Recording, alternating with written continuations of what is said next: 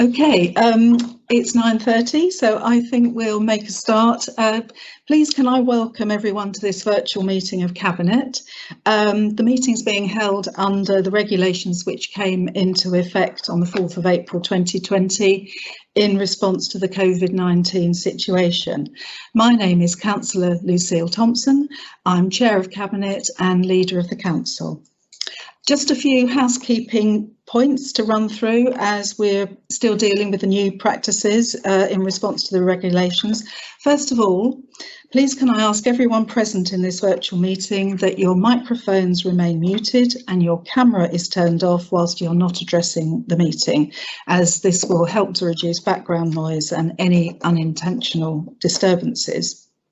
Can I also advise that this meeting is being audio recorded and live streamed from the website and then can be found next to the meeting details where the recording will remain thereafter. The Teams meetings, obviously not the exempt items, will also now be recorded and the video uploaded to the Council's YouTube channel shortly after the meeting.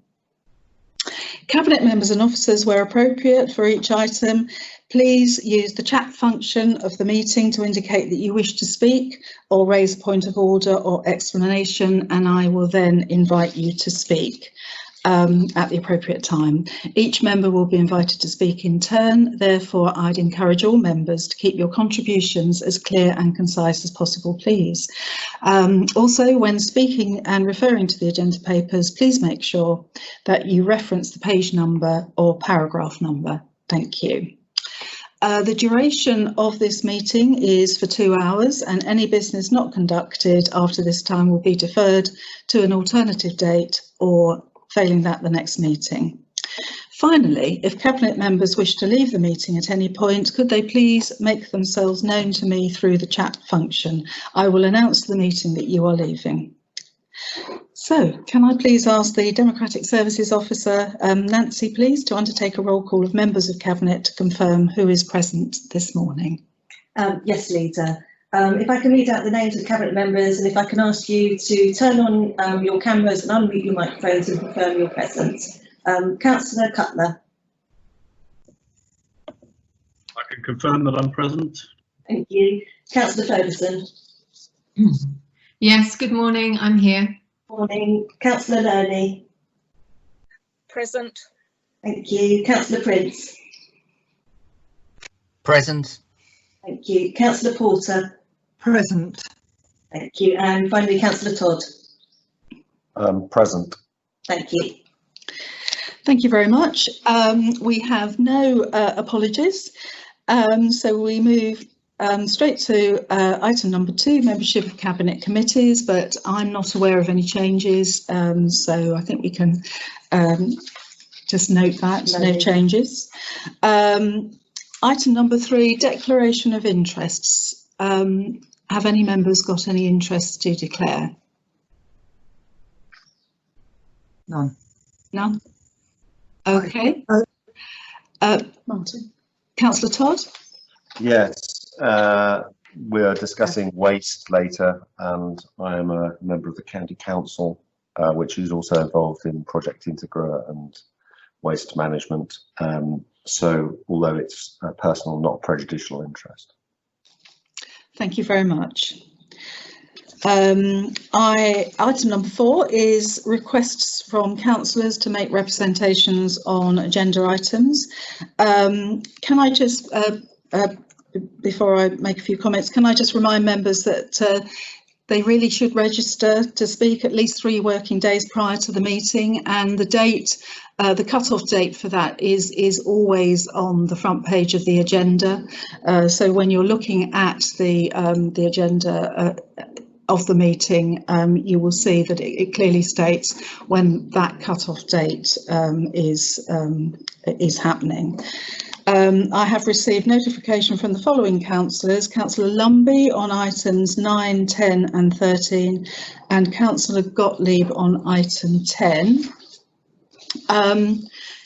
I also have registered councillors Horrellbrook, Godfrey, Miller, Pearson and Reid.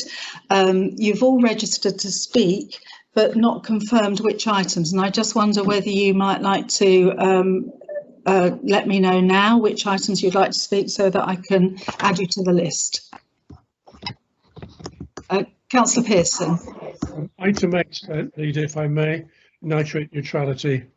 Okay, thank you very much. I will add you to the list. Councillor Lumby, I have you down for items 9, 10 and 13. Absolutely, and I was going to save you some time by taking me off number 9. Okay, thank you. Thank you. Any other? Yes, Councillor Horrell. yes, Chair, thank you. I appreciate that. Just to advise that Councillor Godfrey is not attending at all. He has other commitments, so he won't be speaking. Councillor Reid is struggling to get into the meeting, but would like to speak on item 9. And I would like to speak on item 13, please, if I may. Okay. Councillor Thompson, thank you. That's the exempt. Absolutely, yes, Yeah. thank you. Okay, thank you. Leader, if as Councillor Godfrey is not going to be with us for item 9, may I ask a question on item 9? Not to make a debating point, but just a question about it. I will call you. Well, obviously, I will call you to speak on item 9 then. Thank you very much, Leader. Leader, it appears that Councillor Reid has been able to join the meeting. Oh, Councillor Reid apparently is at the meeting now. Thank you. Leader, Anyway, Councillor Brooke, I won't be speaking this morning. thank you very much. Thank you. Leader. Yes, Councillor Reid. I've only got one of my machines working, unfortunately, so I can't get to the paperwork because I've got no hard copy of the paperwork, but I would like to speak on the garden waste, please. Yes, I do have you down. You Thank do. you very much. I do. Okay. Councillor Thompson, just in case Councillor Reid has a problem, could you add me to item 9, please? Thank you. Apologies, his technology is not being very supportive this morning. Okay. Thank you so much. Thank you. Sorry, Lucille. I was talking, sorry, it's Kim here. I'm talking about to item 10, but you may want me to go to number 13. I mean, the two are linked. It's just the exempt session on the first Well, bit, isn't it? I've allowed you to speak on item 10, so that's sort of in my list Okay. at the moment. Okay. Work. Thank you. Thank you. Right, can I now please invite, so that's all the councillor representatives. Could I now, I'm just looking at the public part, minutes of previous meetings, apologies. Right, item number 5. We have 2 sets of minutes before you. Obviously, there is an exempt minute that we need to agree. Is there any, have Cabinet members got any questions on the exempt minute?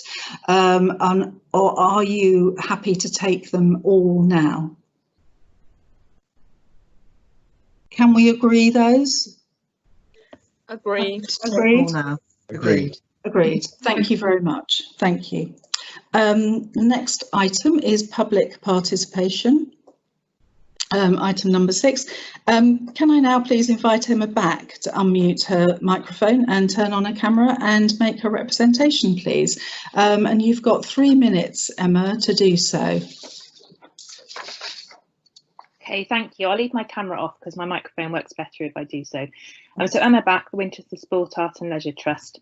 Thank you for offering me the chance to speak today. I'd like to make a few points on agenda item 10, specifically in relation to River Park Leisure Centre in the City of Winchester, which is the community that we focus on at Winchester Salt. We support the proposed approach for the reopening of the centre. Engaging everyone active as the operator makes sense, given they will soon manage the new centre at Bar End. It should permit a smoother transition to that new facility, giving security to the staff due to be transferred and enabling the centre's customers, members, small businesses and hirers to build a relationship with everyone active. Critically, of course, having the existing centre open again will help local residents return to exercise and boost their health and well-being. The paper doesn't explicitly mention the small businesses, sports clubs and community groups that use River Park Leisure Centre, but we know many of them are desperate for it to reopen. And because they're so committed to their activities, they will be increasingly important to the centre's operations over the coming months. It will be vital, therefore, that everyone active engages with them all as soon as the contractual situation allows. We have offered to help identify new hires to fill gaps in programming too, to ensure income is maximised at this challenging time. And we look forward to discussing this with the operator in due course. It goes without saying that the centre must be safe and fully functional when it opens. Repairs are the responsibility of Places Leisure, the current operator, up to a limit of £11,000 per item as the Cabinet paper notes. We've been in discussion with council officers recently regarding the basketball hoop mechanism in the sports hall, which astonishingly has remained broken for almost a decade. Please will you hold Places Leisure to account for this and any other outstanding maintenance?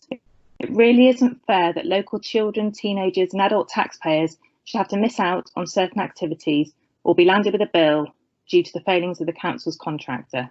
We hope and anticipate that everyone active will be more responsible, and we look forward to seeing what they can do with River Park Leisure Centre when it reopens. We also welcome their commitment to open book accounting, which is a welcome and necessary change from the contract management of the past. Finally, we have a few specific questions on the detail of the paper, which we've already put to officers, so I hope you'll be able to address them when you get to the agenda item. On paragraph 2.4, the individual figures here add up to 1.128 million, not 1.141 million. So is there anything missing from this list? What is the total expenditure limit that the Cabinet is being asked to approve today in relation to River Park and Meadowside? And on paragraph 4.1, how will the TUPE of staff to everyone active affect furlough and related claims under the Coronavirus Job Retention Scheme? Will everyone active be able to apply for the job retention grant of £1,000 per eligible staff member who remains in employment in February 2021? And if so, will that be offset against the costs borne by the City Council? And then lastly, a request. It's always disappointing when so much detail is in exempt appendices. It makes it very difficult for local residents and stakeholders to assess the implications of these kinds of arrangements. Could you request specifically that the contract specification for River Park Leisure Centre management going forward be put in the public domain as soon as possible so we know what the contractor is responsible for, please? Thank you very much.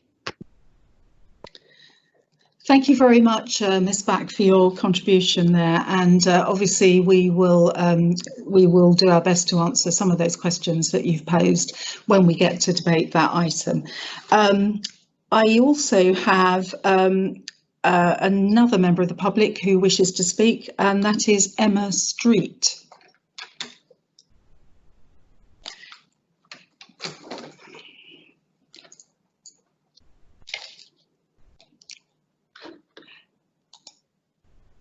Good morning. You're still muted, but we can see you.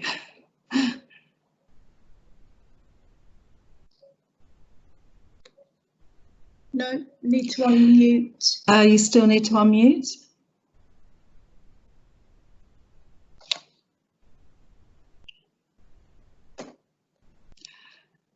Emma, if you click on your screen and you'll get a box up and it's the microphone symbol. And if you press that, that will unmute you. No, we can't hear you. And we don't have the... Nancy, can we click on Emma's 3 dots to see if there's any... No, unfortunately, we don't. Facility. She may choose to just check her own computer to make sure her sound is up on her computer, because many of us lower it during working day. No, it's got the microphone symbol has a line through it, so. The only possible way might be round is for Emma to leave by pressing the red hang up and then join again and see if that works, and join unmuted this time. Yeah, okay. Thank you, Emma. Thank you. I wonder in that case, because I've missed out, I wonder whether Nancy could just confirm who on the officer team is on this at this meeting today, whilst we're waiting for Emma to rejoin. Yes, of course, Leader. With us this meeting, we have Lisa Kirkman and Chaz Bradfield, Richard Botham, Steve Tilbury, Catherine Knight, Andy Hickman, Julie Pinnock and Campbell Williams. I don't believe I've left anybody. Oh, and also for the leisure centre item, we have Simon Molden from an outside consultant. Thank you very much. Emma, you're back with us, but you do still appear to be muted, sadly.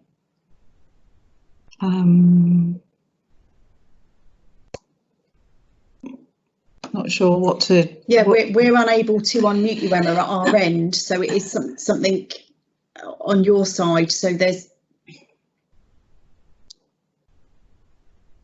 Okay. Okay.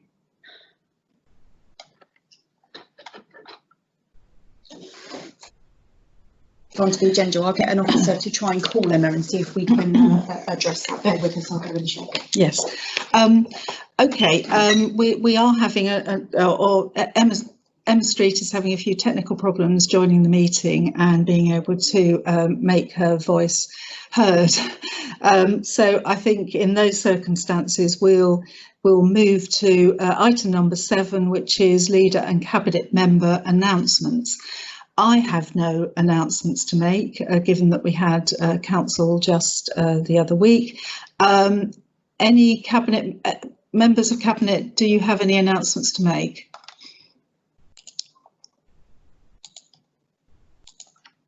No? Okay, thank you very much. I think in that case we'll move on to item number 8, which is nitrate neutrality update.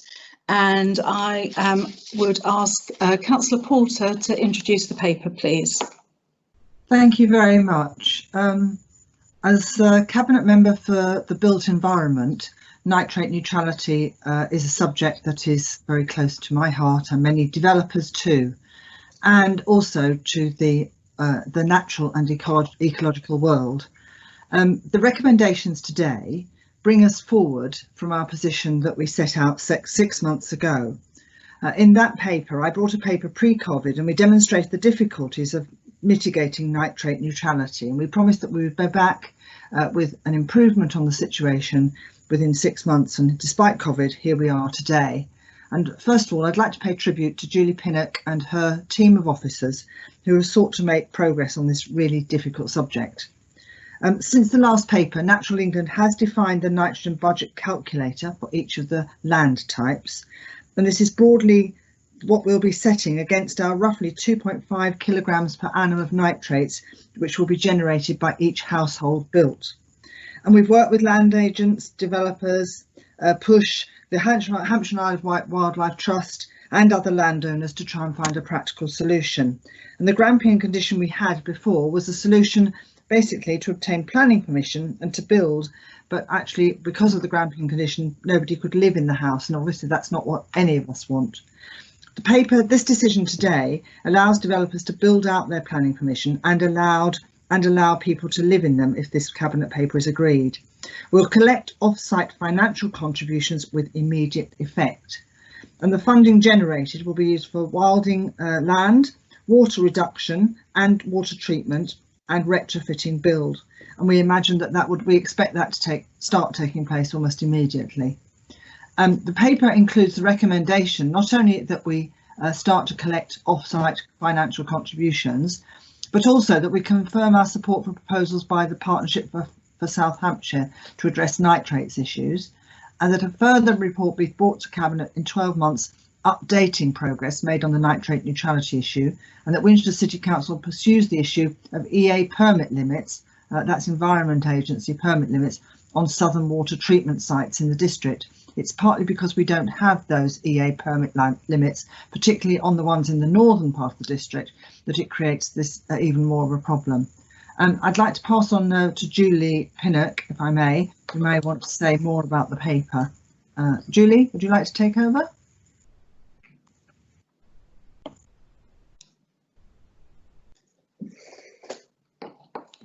Porter, thank you, Leader. I think I don't have much to add really to what Councillor Porter's already set out. I think what I would say is the primary recommendation in this paper is that we start taking an off-site financial contribution that would help some of our developers and agents that aren't able to mitigate themselves on site or don't have the buying power in the marketplace because their schemes are smaller and they can't do something on site. And I think that's the entrepreneurial approach that the council's taking, in that we will take a contribution and we will look to mitigate on their behalf. And we have a number of options available to us, as Councillor Porter has set out. And I think other than that, Leader, I don't think I have anything else to add, but I'm happy to answer any questions. Thank you. Thank you very much, Mrs Pinnock. I do have a councillor who wishes to speak on this item, and it's Councillor Pearson. Thank you, Leader, and thank you, Julie, for the interesting paper.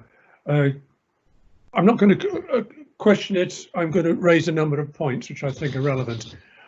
First, what is the issue? Because I'm not quite sure whether the layman at the streets, which I presume this paper in part is for, would fully understand from what you've written, because it's a rather complicated issue, as you quite rightly state.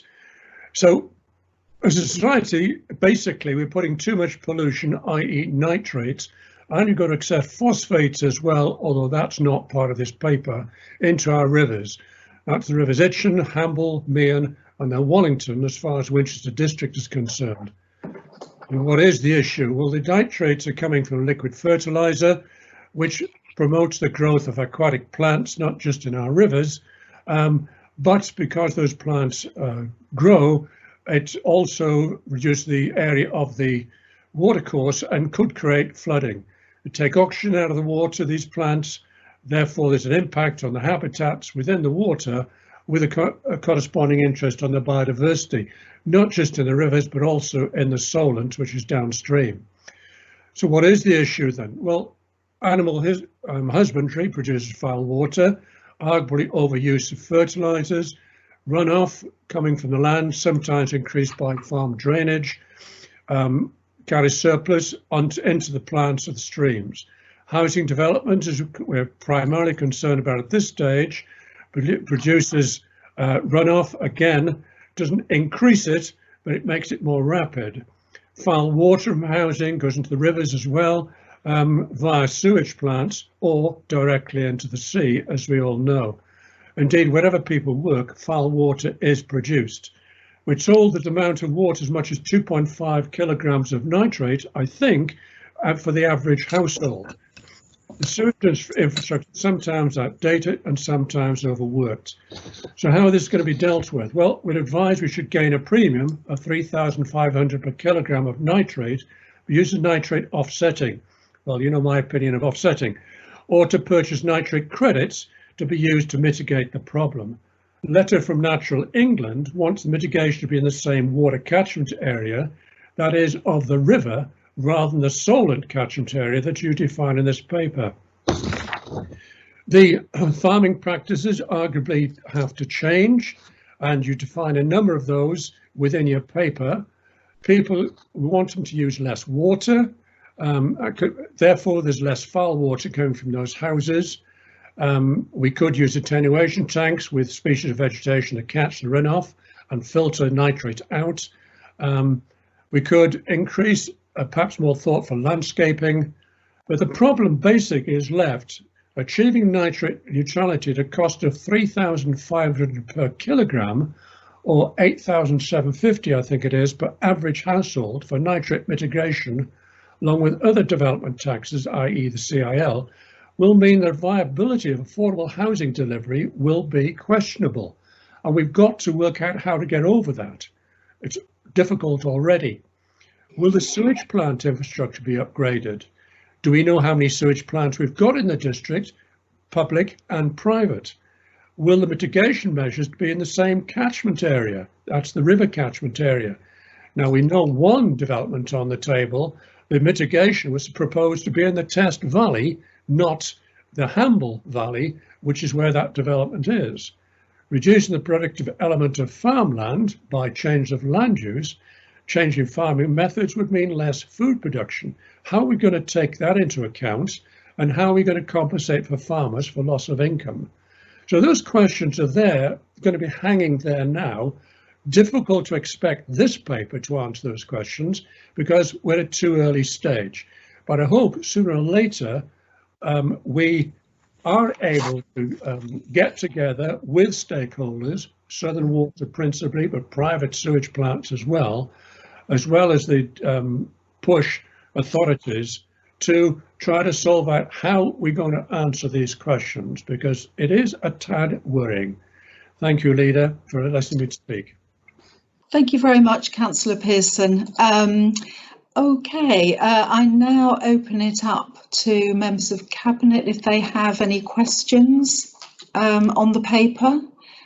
I don't know whether Councillor Porter wants to respond to any. I'd very happy to respond to Councillor Pearson. If that's yes, okay, of course. Yes, Councillor Pearson, it is a technical paper. It's a very technical subject, and Natural England, Environment Agency, PUSH, MPs, government, MHCLG, everybody's struggling with the same paper, and it's a real credit to our officers that they've made real progress, so that for once we are now the leader in the across the county of actually working towards finding a solution for our residents for this.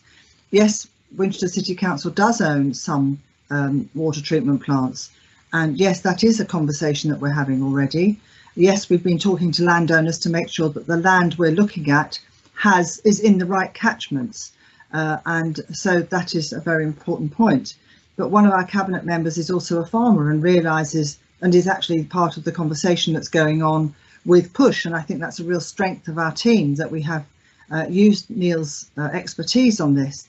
And we know that the South Downs National Park has done studies and realises that it's the nitrates that went into the land perhaps 30, 40 years ago that are now coming out into the system, into the water system, as well as practices on land now. So yes, it is a complicated subject. Yes, we have been working with landowners and developers very specifically, having conversations with them in groups and addressing and working through the challenges they set us. And that's been a very useful process. And it's been something that we've done not just for the Winchester area, but right through the whole district. And I know that they've appreciated those meetings. In fact, we invited them to speak today, and none of them have chosen to because I believe they think that we're doing a good job at this. So I do believe that this paper is the best we can bring now, but importantly, it shows that we're not stopping the work. We are continuing the work until we're absolutely certain that we have the right solution that will mean that under our watch as Liberal Democrats, we do not put more, we do not deal with, just ignore nitrate neutrality. We get on and actually work to mitigate it. Thank you. Thank you very much, Councillor Porter. Cabinet, any questions on this paper, or we will move straight to debate if there's any debate? Leader, I can see Councillor Cutler has his hand raised. Councillor Cutler, sorry, and then Councillor Lerney. So Councillor Cutler first. Thank you, Leader. Yeah, I fully support this paper. The requirement to have what is, I would hope, a short-term solution to break the backlog of planning permissions and allow house building to continue is vitally important, and the work we've done with PUSH to create the options for how to do this in the short term are to be applauded. However, Councillor Pearson made the point about the additional cost, well,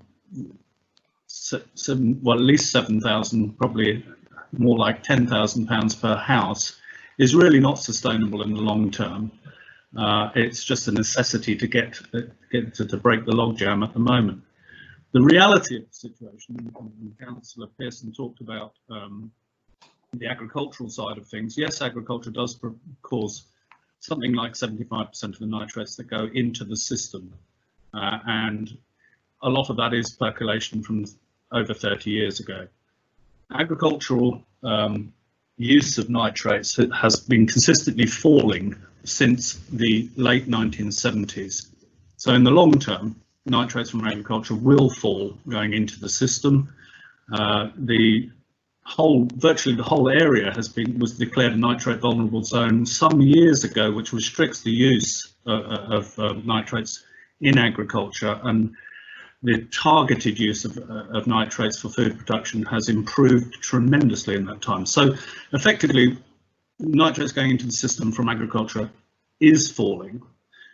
Where nitrates going into the system has not changed is actually in the sewage treatment works, and the failure of government to grasp this, which would resolve the whole situation and actually improve. I mean, nitrate neutrality is exactly what it says. It doesn't improve the situation in the solent, which is the core area that has caused the Habitats Directive problems in the first place. It is exactly what it says. It's nitrate neutrality. So it doesn't make the situation any worse. If we were to really go to improve the situation, it would be to reduce the nitrates in treated sewage going into the systems. And in fact, if that was recycled into agriculture, it would remove the need to import nitrates into the district, and the sum total would be a reduction in nitrates. So I applaud this paper and this initiative to deal with the short-term issue, but as recommendation 4 points out, we will continue to lobby government to put more effort and more investment into reducing or to improve wastewater treatment, which would actually really resolve the problem. Thank you. Your productive answer. Thank you very much. Thank you very much, Councillor Cutler. Councillor Lerney. Thank you, Leader. As Councillor Pearson referred to, the nitrates issue doesn't only affect private developers, but also the council's own plans for creating affordable housing. Clearly, it has implications for viability and rent levels, but we are already getting ahead of this and putting mitigation plans in place to cover our own development. But the proposal in front of Cabinet today has the benefit that it'll help us scale up those plans, making those mitigation measures more economical. And I'm very supportive of this paper. Thank you. Thank you very much. I think we're almost into debate anyway, aren't we? But if there's any other debate contributions to be had, let me know now. Otherwise, we will move to the recommendations. Okay, the recommendations are on page 16 of the agenda pack. There are 4 of them. Cabinet, are we agreed? Agreed. Agreed. Agreed. Thank you very much. Thank you. Nancy, where are we on Emma Street? Has she been able to rejoin us? I can see Emma has rejoined us, but at the moment it is still muted. So it's whether Emma is going to be able to unmute herself. No. No. No. The only possible idea was suggested sorry. if you had another device to try and to log on to, but no. Okay, let's move on. Okay. Well, we'll keep trying. And I'm sorry you haven't been able to make your contribution just yet. We now move to item number 9 on the agenda, which is the waste contract extension. Can I ask Councillor Todd, please, to introduce the paper? Thank you, Leader. Yes. So the reason this paper is coming forward is that COVID-19, aside from doing extreme damage to the finances of the county council and the city council, many of which will not be recovered from government, has also having other unintended consequences which impact our service offer. Namely that the new contract that we were planning to move to on October the 1st, 2020 for waste collections was dependent upon having new vehicles with new technology and new software that would enable us to offer the full quality that we wanted behind the new contract. The issue we have is that the manufacturer for the vehicles that was due to supply Biffa, Dennis Eagle, has effectively closed their operation for a proportion of the COVID period. And as a result, the vehicles and the associated technology that is needed to implement the new contract will not be available on time on October the 1st, something that sits outside the council's power and outside Biffa's power to resolve. So what this paper proposes is that, based on our understanding of the likely timetable for the vehicle's arrival, that we delay implementation of the new contract until January, the 31st of January, sorry, the 1st of February 2021. And that in turn requires extension of the existing waste contract with Biffa until the 31st of January 2021. We've looked at various options. Obviously, we want to carry on doing what we have been doing. Unlike many local authorities in Hampshire, we've offered a reliable, continuous service, even though many of the collections have been running at Christmas levels, particularly of glass, but also food, due to so many people being at home. And yet, despite that, we've coped with the extra volumes while continuing to do our to cut missed bin levels to an absolute minimum. So that commitment to a reliable, continuous service remains. Our intention was to be moving to an improved, reliable, continuous service in October, but unfortunately, due to the non-appearance of the vehicles that are needed to deliver that service, we are recommending a delay. In terms of what we will do with the savings that come out of that, that effectively ties us back to the extraordinarily challenging times that we face financially. As you recall, the garden waste project had a reserve put in order to cover the costs of implementation. What we're proposing is that the savings go towards that, because in order to make garden waste work, there are some setup costs to do with technology and other things that need to be put in place. So that's the paper in front of us. I don't know if officers have any other comments or questions or comments they'd like to add to that, but I would ask Cabinet to support the delay. Thank you very much, Councillor Todd. I have three councillors who've requested to speak on this item. The first one is Councillor Reid. Thank you, Leader.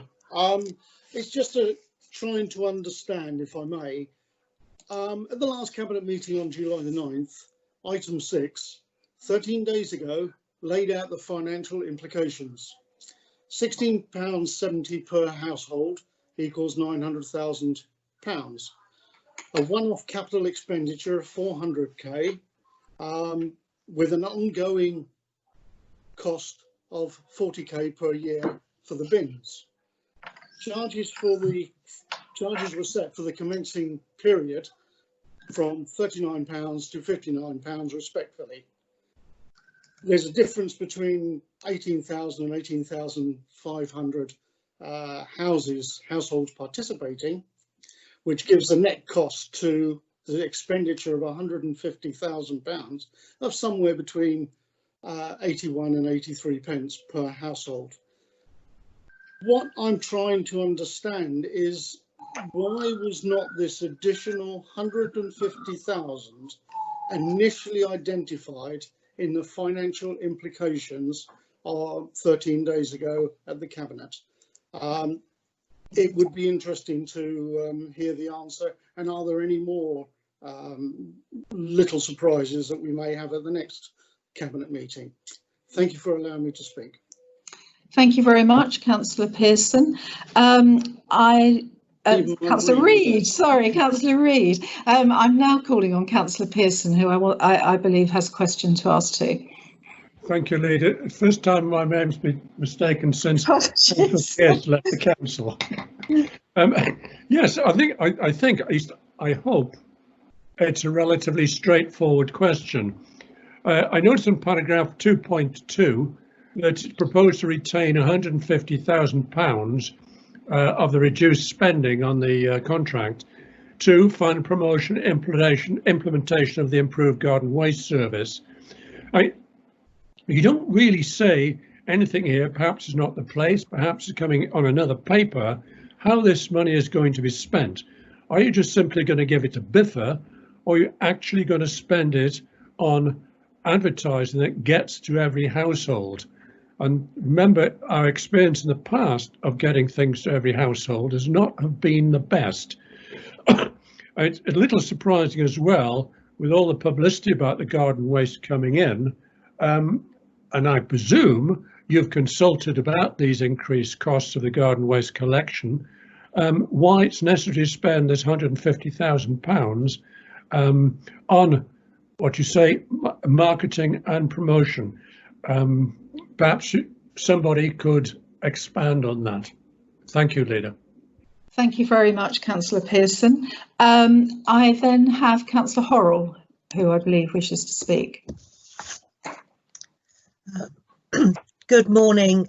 Thank you, Councillor Thompson, for allowing me to address Cabinet this morning. It's along the same lines. I can quite understand the delay that has resulted in the delivery of the vehicles. Businesses obviously have been severely impacted because of the virus, and therefore I can understand why the council would want to ensure it has sufficient time to enact the changeover and giving themselves time into the new year. So I quite understand why that is being proposed. I suppose the building on the comments made by Councillor Reid and indeed Councillor Pearson is that you also, as an administration, have been telling us that you're concerned about the finances.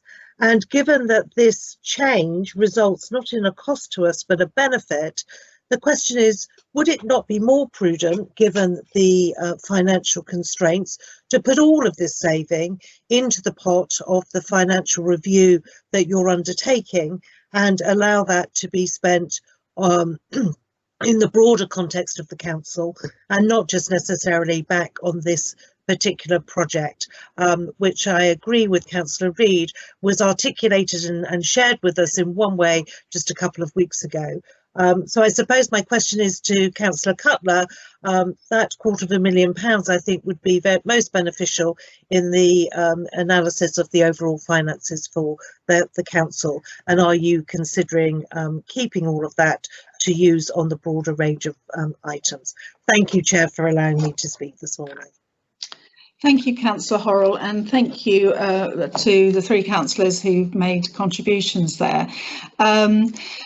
Any questions from Cabinet members, or Councillor Todd, would you like to respond to any of those points that were raised? Yeah, I'm very happy to. I mean, we were very clear 2 weeks ago that the costs that related to the project were not just the £900,000 element of the collection contract and the £40,000 capitalisation of the purchase of the bins. And we were very clear at the time that there were going to be costs associated with marketing and costs associated with the IT implementation in order to support this new programme. And you know, let's not forget, I mean, that Councillor Reid referenced the cost. The cost of garden waste is equivalent to £18 on council tax. So it is very important that we have a good marketing programme that enables us to recruit the people that are needed in order to avoid being forced to charge £18 on council taxes, as perhaps the Conservatives have sometimes suggested we should be doing instead. But in terms of the particular, in terms of the particular challenge, opposition councillors are right to highlight that the 18,500 people that we need to sign up for the finances to achieve its goals is a very important metric. And if we don't advertise and don't actually tell people about the new service and how they can sign up to it, I think we can safely say that that 18,500 people becomes pretty unachievable. And so taking a prudent approach that enables us to launch the service adequately in order to achieve the financial goals, or even achieve the financial goals set ourselves, to ensure that this is run as a break-even service at no extra cost to the council taxpayer, is an important and worthwhile use of money. What I would suggest, what I would highlight, was that there was within the paper highlighted last week a 250,000 reserve that was in place should that be needed in the event of revenue shortfall. Effectively, we are allowing for the fact that we may overperform on our finances and not need that reserve. But in terms of the management of the finances, it is just more prudent to be explicit and to use this opportunity to clarify the marketing and software costs that we talked about at the meeting earlier this month. Thank you very much, Councillor Todd. Members of Cabinet, any questions that you would like to ask, or shall we just move straight to debate if there's any debate? Personally, I think it's quite a straightforward paper.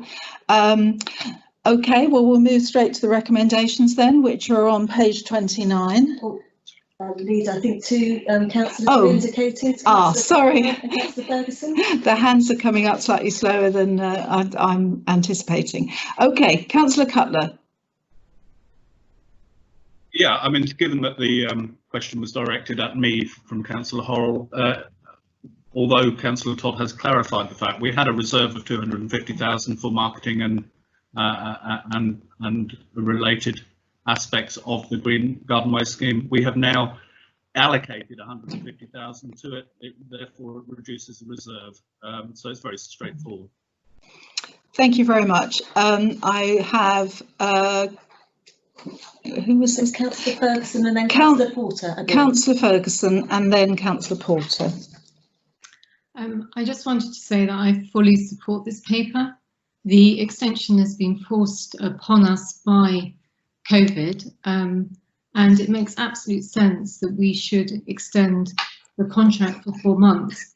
The work that BIFA have done throughout the pandemic for our waste service has been really exceptional, and it's clear that, you know, all of our residents have really appreciated how much work they've done to make sure that the bins have always been collected. I'm excited to have the new vehicles, obviously because they will be more environmentally efficient and also because they will lead to an enhanced service. So it makes absolute sense. I support the paper. The cost saving is welcome, particularly if it allows us to make the new garden waste collection a success. And no, that's it really. I think it's straightforward, as you say, Leader. Thank you. Thank you very much, Councillor Ferguson. Councillor Porter. I think it's just been said. Thank you very much. Okay, thank you. We'll now move to the recommendations then on page 29 of the agenda pack. Cabinet, are we agreed? Agreed. Agreed. Agreed. Agreed. Thank you very much. Thank you. Officers, are we able to hear from Emma Street yet, or is she still? So, Leader, we have undertaken a test meeting with Emma and it worked fine. So we were just resending. Emma, can we hear you? No. You're still on mute. I don't understand what's happening. Yeah, I'm sorry, Emma, we can't hear you. I'm very sorry, Emma, but we don't appear. You still seem to be on mute in spite of the test. I don't know quite what's happening. I will move to the next item, which is item number 10 on the agenda, the Leisure Centre update and the impact of COVID-19, and just ask Councillor Prince to introduce the paper, please. I hope you can hear me. Yes, can indeed. Thank you, Leader, for the opportunity of introducing this important report. Important in that the decision is related to the health and well-being of our community. Since lockdown started in March this year, both of our leisure centres have remained closed by government order. This has meant these services are not available to our community, and also that the financial model that has supported these services in the past has massively changed.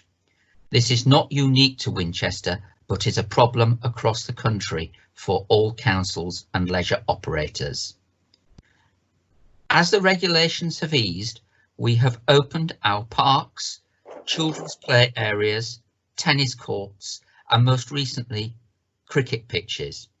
In doing so, we have recognised the need to follow strict guidance and maintain safety measures. Also, last night, the university opened the outdoor sports stadium, albeit on a limited basis. Winchester District is, however, in a unique situation with a new leisure centre at the Winchester Sports and Leisure Park under construction. Whilst there will be an inevitable delay in opening, it is still on track to open in spring 2021. This will be a superb facility for the community of our district and will attract users from elsewhere too. It will be run on our behalf by everyone active who were appointed earlier in the year. Our build contractor, Wilmot Dixon, has done an excellent job to keep the new centre construction going. Our existing operator of River Park Leisure Centre and Meadowside Centres Places has a limited time contract with us, currently planned until the new centre opens. The council has been working to find a solution to the closures forced upon us by COVID-19 that will enable our leisure centres to open safely when we are ready, and also to give the new leisure centre the best opportunity to thrive when it opens. The benefits to our community are at the heart of that work. We are keen that for the new Winchester Sport and Leisure Park, we do not compromise our agreed contract. In so doing, we propose to give everyone active an early opportunity to 2p, some 700 trained staff, 57 full-time equivalent, and transfer over 2,000 members. This report recommends urgent short-term changes to the leisure operator contract at both RPLC and Meadowside centres. Whatever the council does, even if centres stay closed, the cost is in excess of £800,000, as due to COVID-19 income to centres has hugely reduced in the short term. The recommendation is for Places Leisure contract to be ended and a new interim contract undertaken by everyone active from the 1st of September. Our centres will be prepared for COVID-19 safe operation and open then. This approach will give our community access to indoor leisure facilities again, enable everyone active to work with users, clubs and members sooner than originally intended, and pave the way for a really successful opening of the new centre at Bar End in spring 2021. I will ask Mr. Bradfield, Strategic Director Place, if he has anything else to add to the introduction of the report. Thank you. Thank you very much, Councillor Prince. Mr. Bradfield, any further points to make? Thank you, Leader. Just a few to draw people's attention to, if I may, and I'll also ask a couple of other officers on the call just to address some of the points that Emma Back made. I mean, I think it is important to say that for the sector, income has been pretty much zero since lockdown started. And apart from the 80% furlough support for staffing costs, there's been no other government support. So as you can imagine, leisure centres are not cost free. There's a lot of costs that still accrue even when they're not being used. I think the officer team has worked with Cabinet on what's the best long-term approach for the district, and Councillor Prince outlined that really clearly. Just to make the point that the Places contract was originally to end in 2023, but that was then foreshortened in the light of the new leisure centre, and decisions were taken on that by Cabinet in 2018. I think also you'll see in the reports that we're proposing an open book approach with everyone active should members decide to go in that direction for the interim operation of the centre. We have to say there's considerable uncertainty about that because advice on how centres open in a COVID secure way is developing and emerging. They won't be leisure centres as we knew them 6 months ago. They will be restricted uses. I think just to point out a few points in the report, the financial implications are laid out in section 2 and section 2.3 and 2.4 detail those costs. In 2.6, you can see that they're made up of costs relating to the closure period, and that would be to the benefit of places. These are costs, they're not compensation for lost income or profit. And then there's a larger amount for that forecast for the interim operation for the next period until the new centre opens. I think in terms of the legal implications, I'd just like to ask Catherine Knight to briefly just point out some of the key legal implications in this decision that's before you. If I can pass over to Catherine. Leader and Cabinet, thank you very much. I hope you can hear me. I think the starting point here is that the reason we're here is a statutory requirement due to a change of law brought in through the coronavirus business regulations, through which central government enforced the leisure centres closures. The coronavirus business regulations did not alter any other health and safety regulations. So the owners, as owners of the centres, the council is under an obligation to ensure continued statutory compliance due to the enforced closure. Leisure centres that did not comply with the statutory requirements could become potentially very serious health and safety considerations. Government guidance also needs to be considered in that they set out that support was to be provided to leisure centre operators. So these statutory provisions actually make up the basis of what officers have looked at today. The secondary consideration that we've got is the contractual considerations under the deed of variation in 2018. Where a payment was agreed on termination, and the figures do reflect that termination payment. The depreciation costs have increased slightly, and that's because we've got a slight increase in the termination date. Also under consideration, and it's my final point, so I won't heavy on the legals, is the transition and remobilisation. Places Leisure will help with these services, and it's important that they support the transfer, particularly in respect of the data and the staff transfer. Employees are very real in this consideration. Data transfer was part of the procurement that was undertaken of the new leisure centre, and the council need to ensure that those requirements are still maintained. And we also can't forget that we're not just looking at RPLC, also looking at the Meadowside and the anticipated reprocurement of the Meadowside operator services. It's important to ensure legally a smooth transition from operator and a continuation of these services, meeting long-term objectives for leisure, which the council is actually required to do. Employees, I'm just going to touch on that a little more briefly. If the contract was terminated with no staff transfer, then there is a risk that the council could effectively be required to pick up some redundancy payments, which aren't included. Thank you, any Catherine. other questions? Thank you, Catherine. Leader, could I just ask Mr. Hickman to address the points that were raised by Emma Back? Yes. And then perhaps also our financial colleagues, Liz Keys, is on the call as well, who can address the financial query that Emma had. But first to say, Emma, it's good to hear support for Emma, and that's very much appreciated. So, Mr. Hickman. Yes, thank you.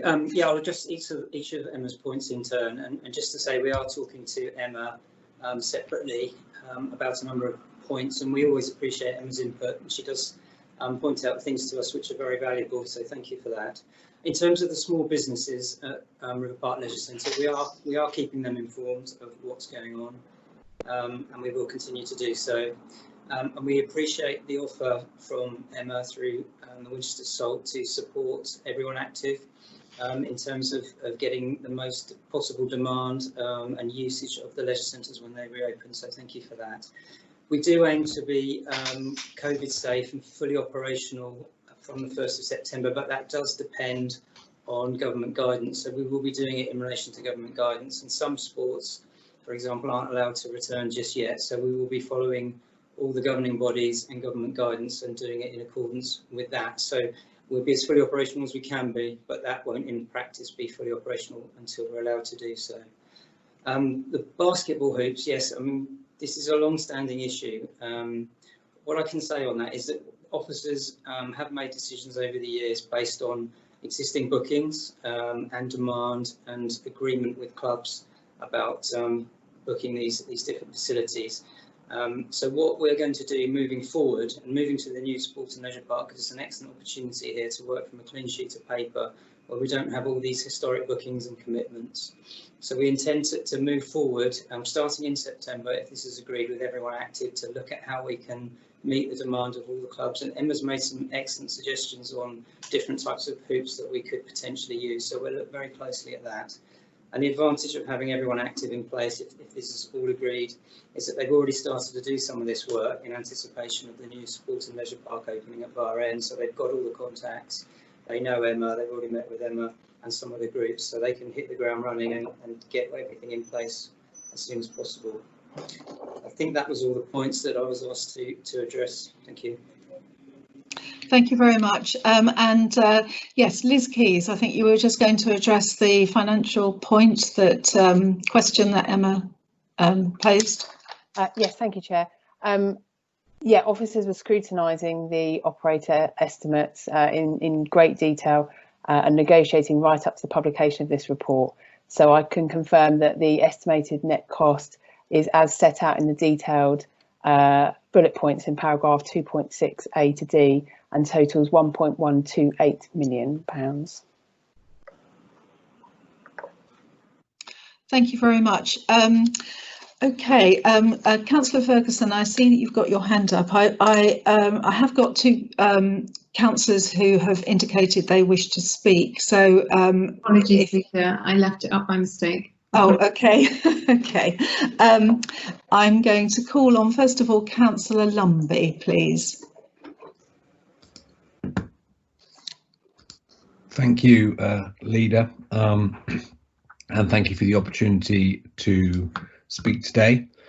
As a general principle, the idea of getting the centres open now and replacing places with everyone active in relation to River Park seems a worthwhile one, provided we can get the details right. Protecting the staff at the centres is particularly important here, but I am concerned that in the enthusiasm to get places replaced with everyone active, we may risk throwing the baby out with the swimming pool water. First, in relation to both centres, can I ask what consultations are being carried out to find what services residents want to see opened and in what volumes? I think this should be crucial to inform the order and timings of openings. I particularly wonder whether there is demand to get the swimming pool open in August, given that the school holidays are upon us. If there is demand, can we get the elements open early? Secondly, the underwrite offered to everyone active. Is this capped or open-ended? As there is no reference to a cap and no one's mentioned it so far, I'm assuming it is open-ended. This means that our exposure is unlimited, which is a real worry. This is particularly so if there is another lockdown.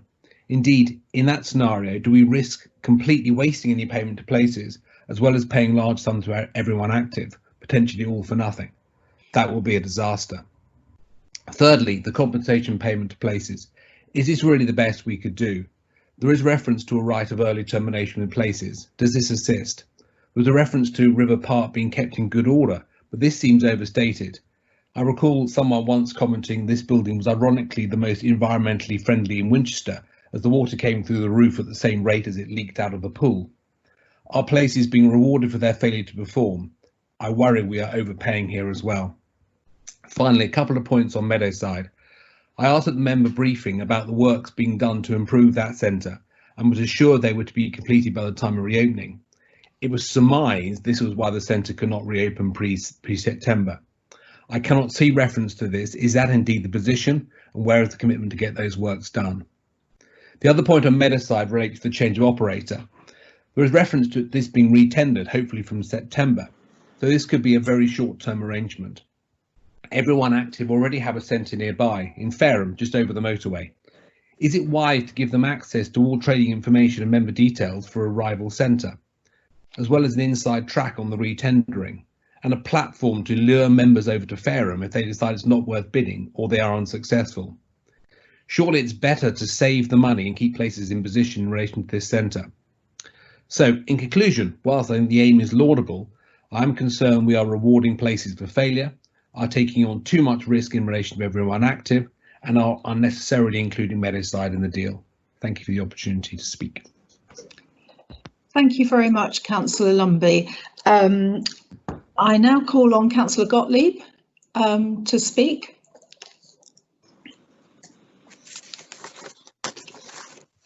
Leader, thank you very much indeed for the opportunity to speak this morning.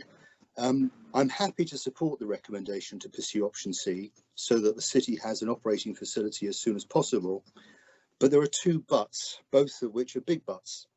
The first concerns the oversight of the subsidy we are making to the incoming operator. The proposed contract has to be tightened up so we don't find ourselves paying for miscellaneous head office costs and the like. It needs to be managed so that we really are only covering true net cost. All members need to have visibility of this exercise, and I do not believe that the responsibility can be delegated to just officers. I know that we are aiming for the new centre to open next spring, but such targets have a habit of being missed, and our expenditure on River Park could continue for many months. The second but is that there needs to be absolute clarity on the position of the outgoing operator Places for People. I don't want to regurgitate the whole history, but there are three big questions that have never been properly answered. One, why was a 5-year contract issued in 1992, then extended for another 26 years without ever being reprocured? Two, why did the council never enforce the repairing obligations in the contract and allow the operator to keep the property in such a state of disrepair for so many years? Three, what really happened to the £13 million the council paid out over the period of 2002 to 2014? This expenditure of £13 million was confirmed by the council's Director of Finance, but successive administrations have ducked finding out what happened and why the council's monitoring systems apparently failed so badly. The current proposal entails paying the outgoing operator another substantial sum of money by way of compensation, a reimbursement of their costs since lockdown, and for the purchase of old equipment. Even without the history of the contract, and even without the current financial straits this council is in, members need to be absolutely certain that nothing is paid to the outgoing operator unless the council is lawfully obliged to do so. The reality of the situation is that we're doing the outgoing operator a very large favour by terminating the contract early and relieving them of considerable cost over the next several months. In any normal commercial situation, we would be asking them to pay a reverse premium to us. Furthermore, the bits of the contract I have seen indicate that the operator is not due any compensation and that the various costs we are talking about are entirely their responsibility. In the circumstances, I would ask Cabinet to provide the time and the forum for all members concerned about this matter to examine in full the legal background and the justification for paying the outgoing operator anything. Members also need to see the full details of the termination of the existing contract and of the proposed interim contract so that we can ensure that the interests of the public are best served. If everyone cooperates, this exercise should only take a couple of weeks, and when the exercise is completed, what has been considered and decided needs to be made fully transparent.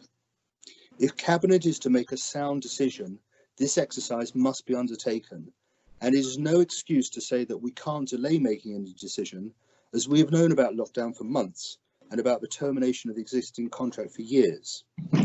I'd be very happy to discuss the practicalities of this request after the meeting, but I would very strongly urge you to accept the recommendation in principle, but not to proceed with it until such time as there is absolute clarity about these matters I've outlined. Thank you. Thank you very much, Councillor Gottlieb. Can I ask whether any members of Cabinet have any questions on the paper, please? I wonder whether I could ask Catherine Knight to answer some of the questions that have been posed. Catherine? Leader, I can assure Cabinet there's been utmost scrutiny, and the figures really do represent the legal requirements that I set out earlier and the basis for it. Compensation doesn't come into it. We really have looked at, and I think Chaz can actually take over from me, we have looked at with Liz and I the finances and gone through and looked at to see that statutory requirements were met. We looked at to see that the staff were going to be able to be tupied over, and that the procurement requirements were actually met. I don't know if Chaz or Lisa, have you got anything to add?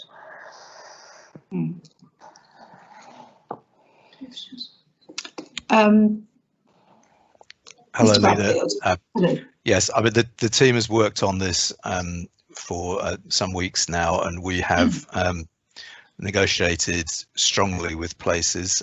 We've taken external consultancy advice to make sure that the council is in as good a position as it can be. I think, as Councillor Lumby suggested, there are a number of risks around this, and there are. This is not a situation that I think any of us wanted to be in, and it is not risk-free. So what we've tried to do is negotiate with all parties to get the best solution that we can for our council and our community, taking legal advice, taking external consultancy advice, and taking detailed financial advice as well.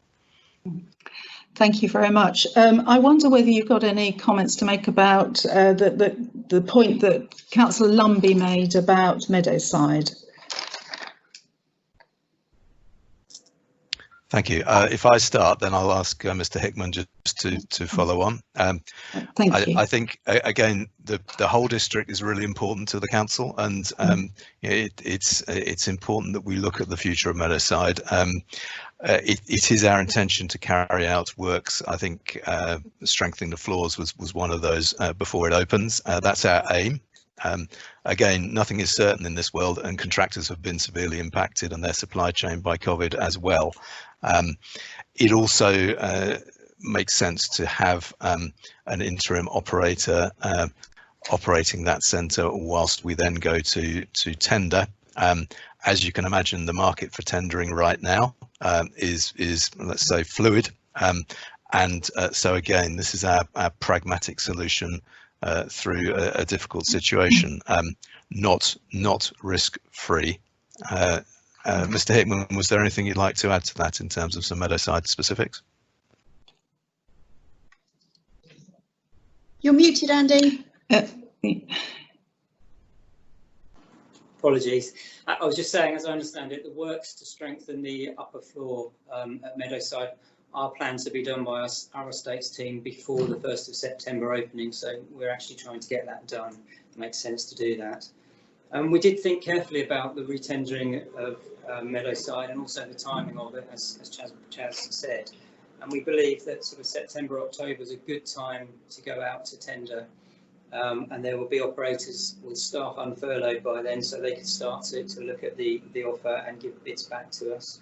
We did also think about whether we were giving advantage to another operator moving in there, but the conclusion we came to is that there would always be an incumbent operator at Meadowside, whether it was those places, or everyone active under this proposal. So those advantages are relative, and they would occur anyway. But because this is an open tender that we're carrying out here, and none of the operators will be privy to any of the information in that tendering, we believe it's perfectly lawful to do it in that way. And as I say, we will need an incumbent operator regardless, and potentially that gives that operator a little bit more insight into operating that particular leisure centre. But the two main operators, Places Leisure and Everyone Active, have detailed information about the local markets in those areas and those leisure centres. So I don't think we're giving any advantage. I know we're not giving any advantage to any particular operator. Thank you. Thank you very much, Mr. Hickman. Cabinet, any further questions on the open section of this paper, or any debate?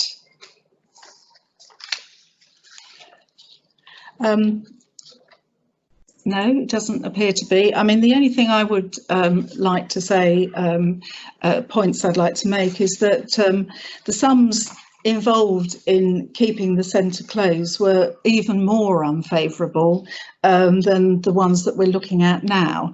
And the knock-on effect, if we didn't open, for our new operator coming in to run the new centre, are well, many disadvantages there, not least the having to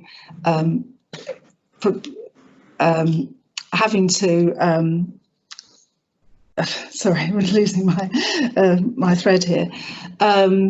Having to recruit new staff, for instance, because obviously the staff would have had to have been made redundant because the centre wouldn't open, and plus the data transfer of the membership details of those who are currently members of River Park. We want to ensure that our new centre, when it is open next year, it has the best possible chance of making every success of that. And if we don't open our own leisure centres, not only will the public be expecting them to be open because the government have announced that they can all open, but also they may go off, users of that centre may go off and use other centres and then not come back to our new one when it opens. So, and I think, I mean, Councillor Gottlieb made the point that in any normal situation, this is not a normal situation, and that is why, and we are not unique in the country. Councils up and down the country in negotiating with their own leisure operators to open the centres are having to make payments to those leisure operators. We're not in a unique situation here. So I've now got three people, I think, four, okay, who wish to come in and debate at this point. So I will then call them, and after that we will then go into exempt. So first of all, Councillor Porter. Thank you. I just wanted to say that we all quickly forget really how dramatic it was on the day when we were told that nothing could remain open.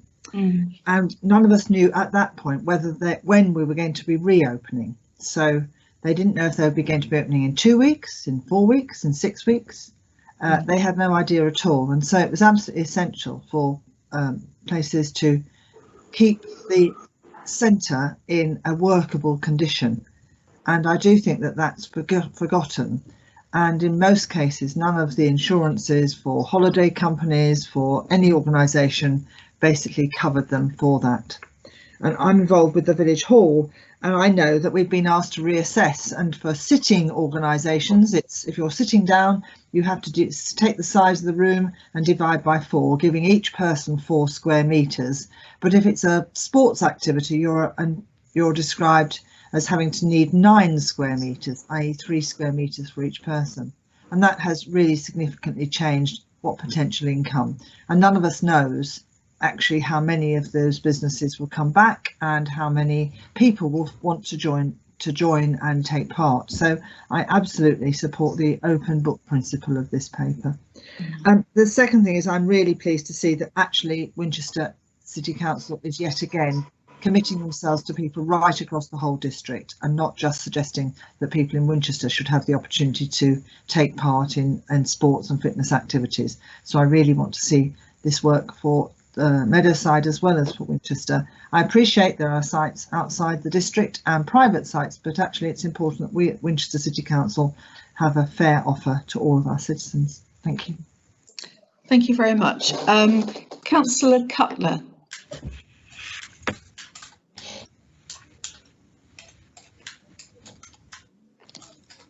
Thank you, Leader.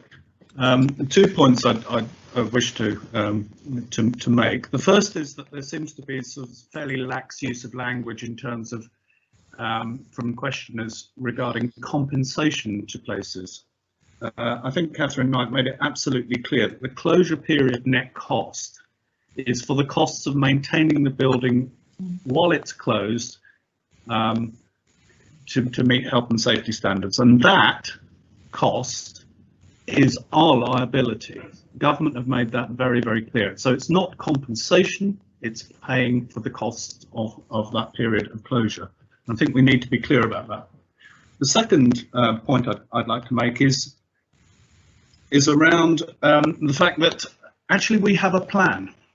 Not many councils yet have a plan. The government announced only 2 or 3 weeks ago that the leisure centres could be open on the 25th of July, but we know that the lead in to open them is quite a long period to get everything prepared, and yet government have yet to provide any proper advice on and guidance on how they can be opened. So I think it's quite commendable that this council has taken the action, prepared themselves so that we can open on the 1st of September. So I will be supporting every aspect of this paper. Thank you. Thank you very much, Councillor Cutler. I have Councillor Lerney.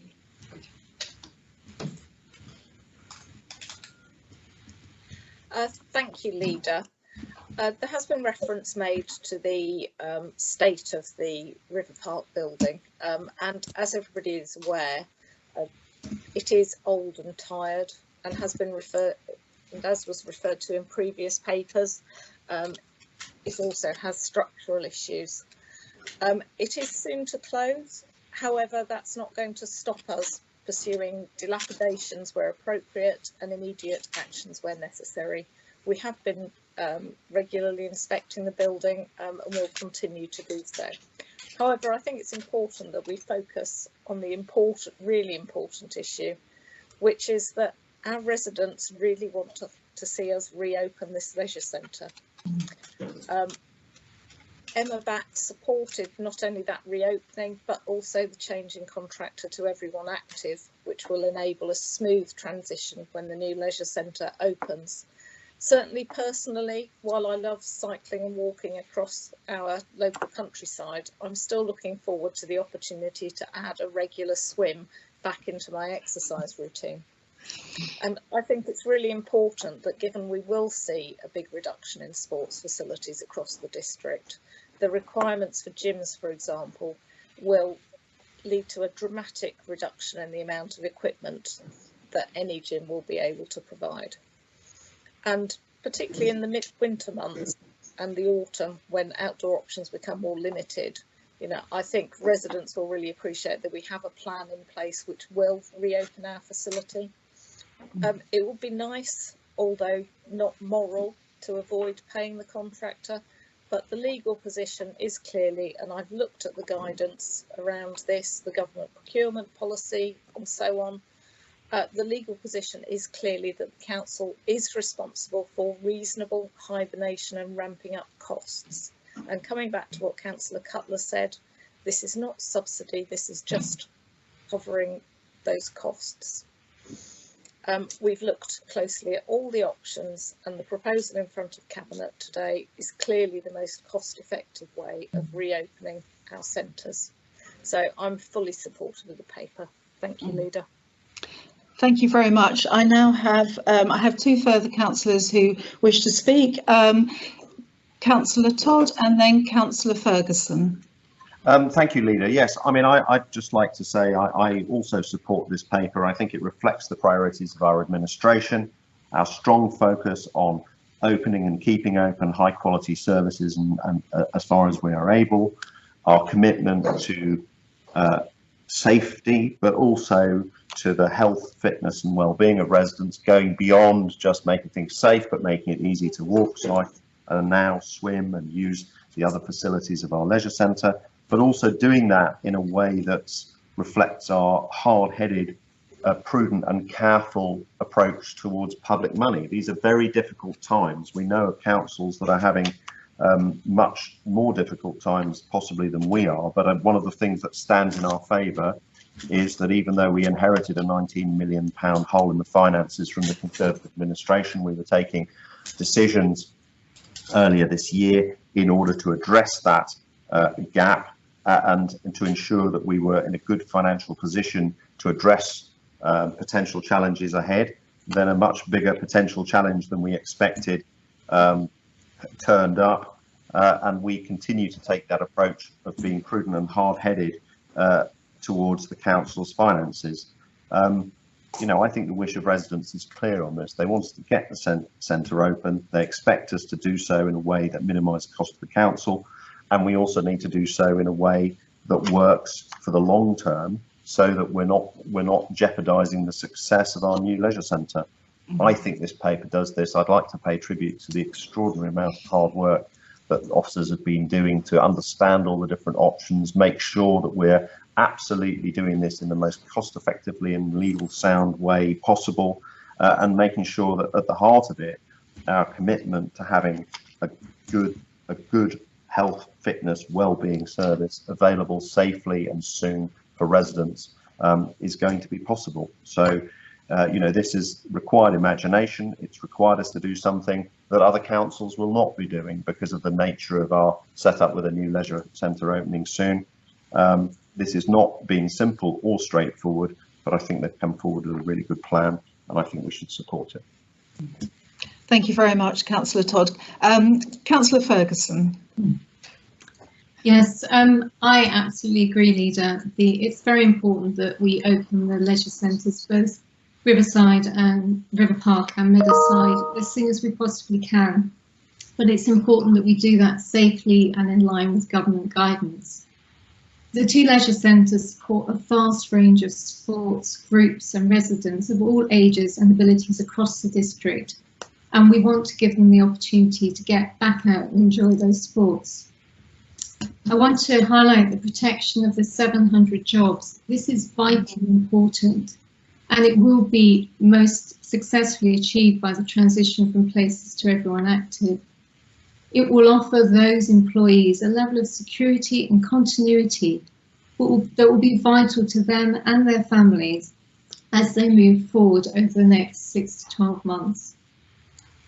I believe that officers, including senior financial and legal officers, have worked extremely hard to find the best cost-effective solution to what is undoubtedly a very difficult and unprecedented situation. I recognise, as Councillor Lumbie says, that there are risks, and no one can clearly predict what will happen with regard to the pandemic as we move forward. And there are risks for all organisations as they try to reopen and rebuild. But it is vitally important, and important for us as a local authority to put the health and well-being and fitness of our residents first, and to bring forward a solution that will allow the centres to reopen. And I believe that this paper offers us the best way forward, and I will be supporting it. Thank you, Leader. Thank you very much. Members, we now need to go into exempt session because obviously there is an exempt part of this paper. Can I ask you all please to leave this meeting and join the exempt meeting that I think the link has been sent to all. And thank you for your participation so far. I'll be leaving the meeting at this point, Leader. Thank you.